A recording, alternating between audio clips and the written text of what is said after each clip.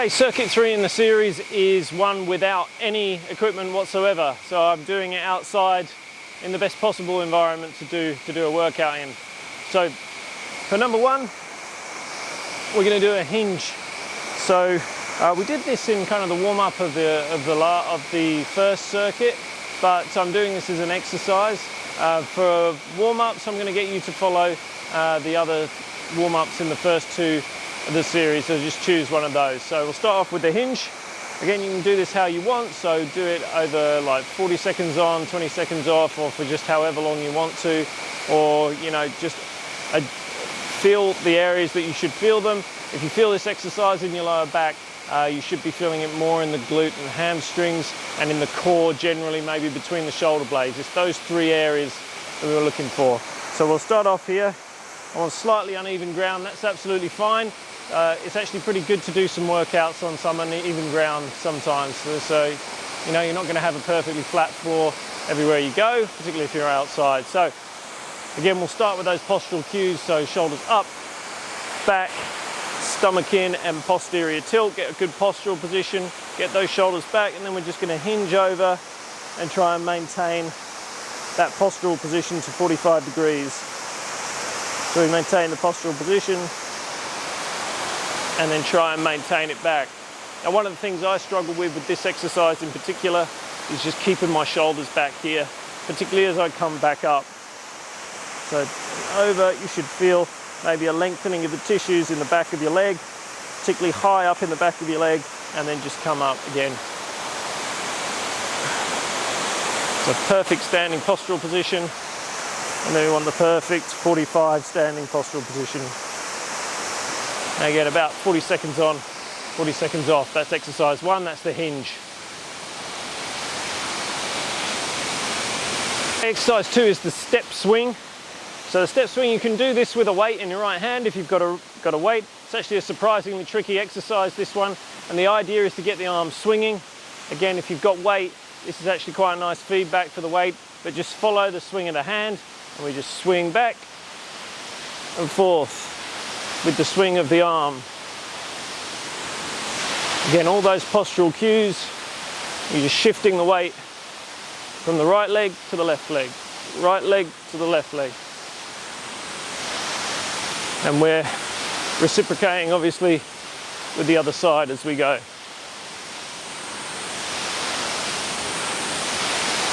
Okay, so you do like one set on the right leg and then another set on the left. So you start with a good way to start is you start with the same arm, same leg. So left arm swinging, left arm, left leg in front, and then you just swing and back. And obviously, the higher you swing, the drive should come from the legs as you come forward. This is quite tricky on uneven ground, so, but I said, it's worth it, sometimes you need to be on uneven ground. It really helps with proprioception. And so that's number 2, that's the step swing. All right, exercise 3, I'm going to do this from side on, is the reverse one-arm pendulum. So in, I think it was the first circuit, we did pendulum squats, which is this one. But I'm going to reverse that, and we're going to go with one arm. So we go from side on. Again, it's a bit like that hinge. We want to maintain that neutral spine in the standing position and the bent over position. So we're going to do a hinge. But this time we're going to just swing one arm. So quite a good way of doing this is to go toes, heels, like that. So we go toes, heels. Okay, and then we just speed it up and make sure we swing the arm.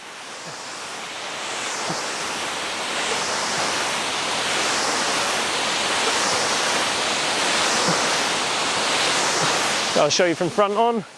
I'll do it on the other side. So this time we're going, just get it going this way. So we go toes, heels, toes, heels, toes, heels, toes, heels, toes, heels, toes, heels. You can see, I have to really think about the reciprocation on my left arm because it doesn't want to reciprocate on my right arm. I have to really think about it.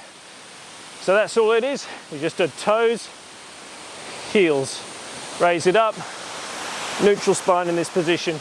And what we're really training with this particular exercise is the athletic readiness position.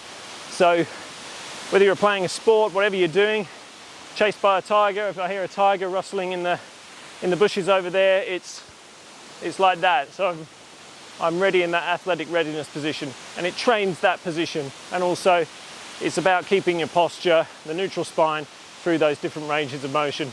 Should be quite a ballistic exercise, so you can make this quite ballistic. So if we're going toes, heels, heels, toes, heels, heels, there's quite a snap to the exercise. So it shouldn't be really slow. It shouldn't be like this. You can go slow to begin with to get the action, but it should be quite snappy after that. So that's exercise 3. So that's a reverse pendulum.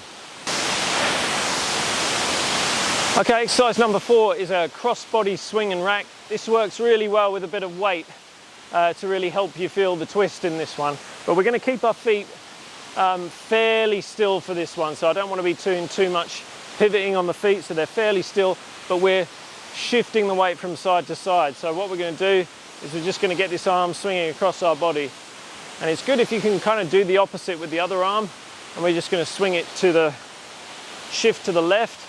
And then when we shift across, we're going to shift it to the right. When we shift it to the right, I'm going to kind of bring the arm in like this, elbow to kind of to the rib cage. So we swing across, and you see I'm shifting to the right and rotating the thoracic spine there. So shift across, boop, shift across, boop.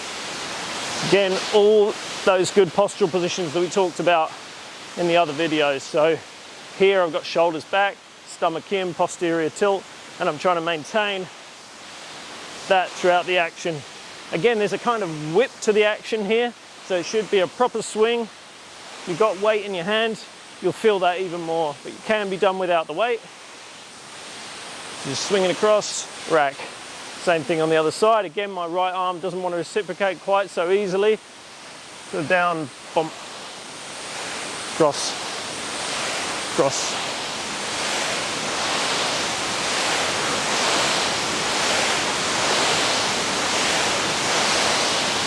Okay, that's exercise number 4, so that's cross-body swing and rack. Okay, exercise number 5 is a weighted chop squat. So I'm actually using a rock for this one, but you can just hold a dumbbell like this, or again, you can do it with no weight whatsoever. So what I'm going to do, again, best postural position, shoulders up, with the breath, shoulders back, posterior tilt, suck the stomach in. We're going to bring that weight over the right shoulder to begin with, and then as we chop down, we're going to squat. So this can be a bit difficult. What's going to happen if you do this in the mirror, often that hip wants to squirt out there. So you should be taking most of the pressure on the left glute here as you go down. So up, down. And the idea is, I'm doing it pretty well here in front of the camera, that the hips should be facing straight and you're rotating with the thoracic spine. So up, down, up, down. The more weight you've got, the harder this is going to be. It's probably about 3 or 4 kilos, this rock, I guess. That's more than enough to get a good workout. And obviously you can do it without the weight as well. So you just bring your arms over your left shoulder. We'll do one on the left side. Best postural position, up, chop down. So no weight this time, but your hips are still staying straight. You're maintaining that neutral spine all the way down. Up, maintain the neutral spine, down. Up, down. I'll try and do this one from side on for you. You see what's going on from side on. So again, best postural position you can. Hold it over the shoulder, chop down, and up, chop down, up. Hopefully I'm keeping a reasonable neutral spine there. Again, on uneven ground, it makes it even harder. But that's number 5, and you see that was pretty tough. If you do it properly, it should be really tough. So that's the chop squat. Okay, exercise number 6 is a bicep curl to shoulder press rotation. Now I'm going to use the weight again for this one, just to show you again with and without weight. I think I might do without weight on the right side this time, because I tend to be a bit stronger on my right side. Obviously I'm right-handed, and so what we're going to do with this one is a bit like on circuit 2. I think we did the bicep curl to shoulder press with the lateral flexion of the spine. So for this one, we're going to do the bicep curl to shoulder press, but we're going to rotate instead.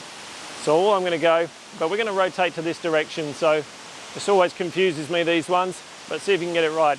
So again, best postural position you can. This time we're going to bicep curl to the side. So we're going to start on the right leg, bicep curl to the left leg, and then shoulder press to the right leg. And then we've just reset, bring it down, go back on the right leg, bicep curl, shoulder press, and we're all good. So again, go from the right leg, bicep curl, shoulder press. Again, find a neutral spine, it'll work great. But for the left side, I'm going to do it with a rock, just to show you. So same thing, so we're going to start, best neutral spine as usual, best postural position you can manage. And we're going to shift the weight from the left to the right as we bicep curl. So shift the weight to the left to the right. And then as you shift the weight back, you're going to rotate as you press the rock up. So I've done a little bit of a pivot here, but not too much. So then we're back down to central, reset, go back on the left foot to the right foot, and then up again. Just do a couple more for you. Back left to right, to left again. And what you should find is that it should be easy to do the bicep curl because you're shifting the weight to the right with the curl, and then it should be easy to shoulder press. And actually you can lift quite a lot of weight doing this. I generally use 15 to 20 kilos doing this exercise. I don't want you to use that much unless you're really confident with the way you're moving. So left to right to left. Because what I'm really doing here with both the lateral one, so when I do the lateral one, it's here to here, I'm using my torso to push the weight up. For this one, again, I'm using my torso as I come with a bit of rotation into the bicep curl, and then torso with the rotation jumping up, going up with the weight. So it's all about the weight shift and the use of the torso. For the other one, lateral flexion, for this one, rotation, and that's where the power comes. I don't want the power coming from just your shoulder here. So that one's the bicep curl to shoulder press, rotational exercise. Okay, next exercise is just a squat. I'm going to cue it in a kind of specific way though. So bear in mind I'm on slightly uneven ground here, so just watch out for that if you're looking at my form here. But the neutral spine should be pretty good. So again, best postural position you can. Posterior tilt the pelvis, shoulders back. And this time the first thing I want you to do is shift your knees forward like that. So you shift your knees forward, you should be strongly posterior tilting, and then there's no shearing force on the knee there. So again, I've got a neutral spine here, and then I'm going to shift back to here, keeping the neutral spine, keeping the stomach sucked in, and then I'm just going to go down as low as you feel like you can go. That's probably about as low as I want to go here on this uneven ground, and then just back up, and then you're just adjusting again the neutral spine on the way up. Common problems with this is as people come down, they'll round at the bottom here as they come down, and that's no good. We've lost the tension, we've lost the support of the lower body. So as we go down, you want to maintain that neutral spine. So we're going to do it, cue it this way, knees forward, strong posterior tilt. Then we get the butt back. You'll naturally do a bit of an anterior tilt here, and then come down with a neutral spine. And then as you come up, we're adjusting the spine again. So when you come up, another common problem is that people keep the anterior tilt there as they come up. I want you to get rid of that as you come up, not just right at the end. So that's a nice simple exercise. Again, you can either count those or do them as 40 seconds on, 20 seconds off, but that's just a squat done the simple way. I'll do it on the other direction for you. Things are falling in my head. Again, shoulders up, back with the breath, stomach in, posterior tilt, strong posterior tilt as the knees go forward, shifting back, and then down. Then you're going to pull back on the knees slightly, and then return to neutral. Okay, that's the squat. Exercise number 8, another difficult exercise on slightly uneven ground, but again, it doesn't matter, it's all good. So we're going to do a standing elbow to knee. So how's this one going to work? So we're going to, again, get our posture in good order, all those postural cues, so slightly up with the breath, back, stomach in, posterior tilt. And I'm going to get you to drag, we'll start on the left side for this one, drag that right leg behind the other one in kind of like a normal walking stride back. Then you're going to take a big deep breath while trying to hold this postural position, and then we're just going to go elbow to knee and back. And you can just touch down if you want, you can try and balance. I think it might be pretty tricky for me to try and balance here. So we just up, exhale on the way down, inhale on the way up. And the idea is not to touch the elbow to the knee. What we're doing is we're rotating the torso and just putting it in the rough direction of the knee. If you go all the way and try and touch it, you often round the back. So if I show you this from side on, you'll see what I mean. So again, that foot about a stride length back, big deep breath, elbow to knee. That's probably a pretty good rep. This would be a bad rep. You see I've lost that tension, I've lost my posture as I come down into that elbow to knee. So standing elbow to knee, remember, maintain the posture. And if I do a couple on the right side to show you as well. Again, big deep breath, good posture, leg trailing behind, elbow to knee and back. And you see I'm just rotating. If I hold that pose there, I'm rotating my torso, getting the hips stay pretty straight. So big deep breath, elbow to knee, back, elbow to knee, back. Okay, so that's standing elbow to knee, exercise number 8. Exercise number 9 is a slam. So this is similar to some of the other exercises, a bit of a combination of a hinge and a squat together. And we're going to do some similar cues. So we're going to start by this time getting that good postural position, as usual. Then with the hands behind the head.